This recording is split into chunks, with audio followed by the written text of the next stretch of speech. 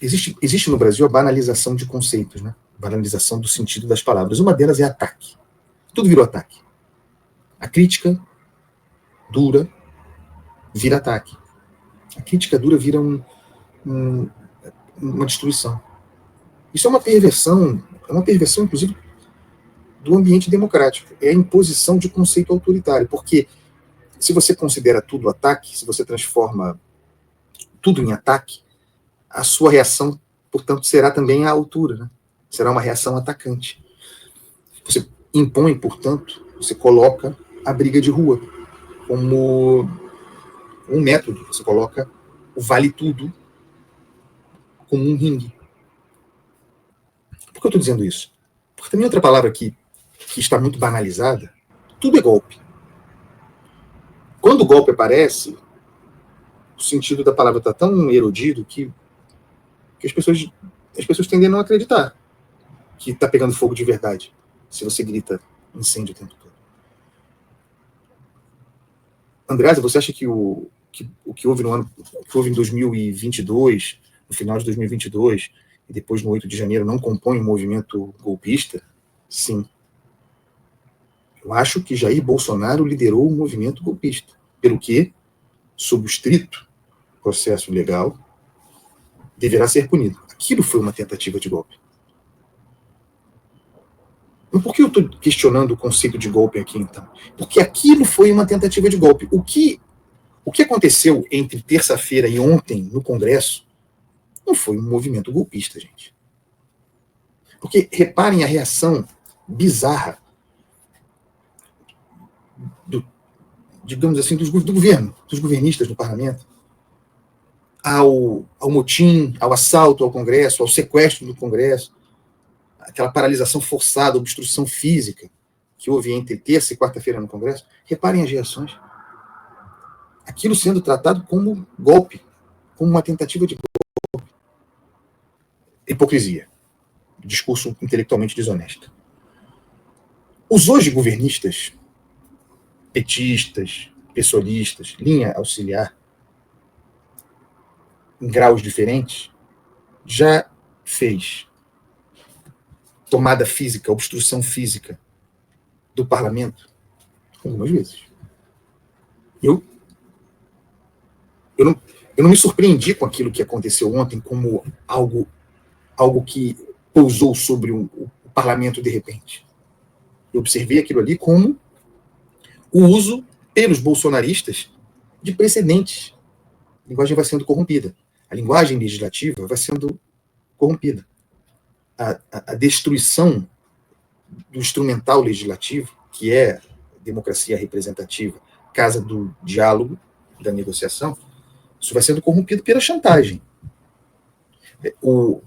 Esse uso teatral, esse uso físico para ocupação dos espaços e para não permitir que uma agenda do parlamento, conforme determinado pelas suas lideranças, pelo comando do parlamento, isso tem história. Isso não começou ontem.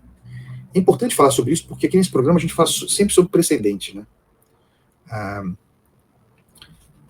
Xandão sai, vai passar em algum momento. Em algum momento. Bom, tem mais muitos anos de Supremo, mas em algum momento passa. Pensando em termos históricos, passa. Lula passará, acreditem, Bolsonaro passará. Mas os precedentes ficam. Aquilo que a gente faz hoje, as licenças que a gente permite hoje, as flexibilizações à lei, os desvios no processo legal, as afrontas aos limites da Constituição, as afrontas aos limites do regimento interno do parlamento, tudo isso cria precedentes que geram uma massa, produz uma massa, que não é uma massa crítica, uma massa imagética, né? Cria coloca à disposição instrumentos a esses precedentes que a oposição bolsonarista recorreu nos últimos dias para produzir aquele assalto ao Congresso, assalto chantagista. Aquilo que aconteceu ontem expõe a fraqueza, nunca esteve à altura, quem acompanha esse programa sabe disso, a fraqueza de Hugo Mota. Mais do que perdido, porque perdido esteve desde sempre, Hugo Mota, mais do que perdido na presidência da Câmara, para a qual não tem estatura, Hugo Mota estava especialmente entregue, porque a condição de estar perdido é reversível. Eu estou perdido aqui, caraca, mas a gente pode se perder. Mas se você tem base, se você tem domínio do seu ofício, se você tem força, se você é se você é aquilo e não representante, cavalo de alguém, você se perde e se encontra em algum momento. O Mota não está perdido, não esteve perdido. Ele está e esteve entregue. Você viu? Eu fiquei vendo aquele troço, né? Você viu o que aconteceu? Várias negociações, várias reuniões. Em determinado momento, o Mota sai do seu gabinete para abrir a sessão e se dirige, sobe ali as escadas, se dirige a um ambiente ali, o patamar onde ficam as tribunas, a mesa diretora e a cadeira da presidência, que estava ocupada por parlamentares da oposição. Ele se dirige ali, certamente informado de que havia um acordo sobre o que precisamos falar também, se dirige ali à sua cadeira, quando chega ali, percebe que não há nenhuma movimentação, que a cadeira continua ocupada. Ele fica ali, presidente da Câmara, cara, ele fica ali atônito, né? No meio da galera toda, sem saber o que fazer, e aí, vendo que a coisa não andava, que a sua cadeira continuava ocupada, pô, imagine se isso aconteceria, por exemplo, com o Arthur Lira da vida. Meu Deus do céu. Não é saudade do Arthur Lira, não. É um dos responsáveis por essa degradação. Mas imagine se isso aconteceria. Aí, Hugo Mota, veja um vídeo, não estou inventando isso, não. Hugo Mota começa a ir embora. Não andou, não saíram da cadeira dele. E começa a voltar para o gabinete. E é arrastado por outros. Ele entrou, ele é quase que pego no colo por outros. Uma cena vergonhosa. Uma exposição de fraqueza. Ele é arrastado por outros parlamentares que vai sentar na cadeira e acabou. Os caras vão à força, abrindo espaço e levando o presidente da Câmara quase que pelo braço. Vem cá, Huguinho. Vamos para tua cadeira. Como é que a gente chegou a isso, rapaz? E aí, chega lá, abrem os caminhos, e aí o cara senta na cadeira para abrir a sessão. Eu convido você depois a ver, a ouvir o discurso dele, então.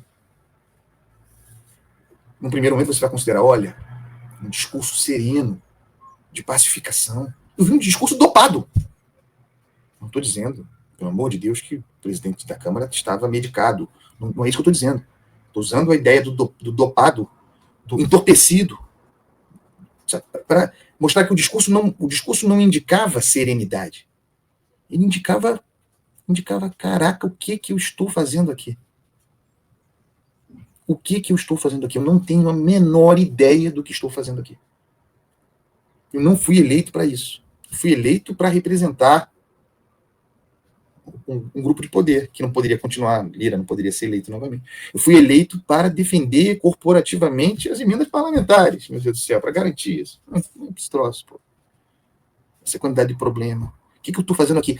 Eu te desafio a observar aquilo ali e não ver na voz do cara essa perplexidade, assim, um senso de, meu Deus do céu, ainda falta muito para acabar. Ainda falta muito para eu deixar de ser presidente da Câmara.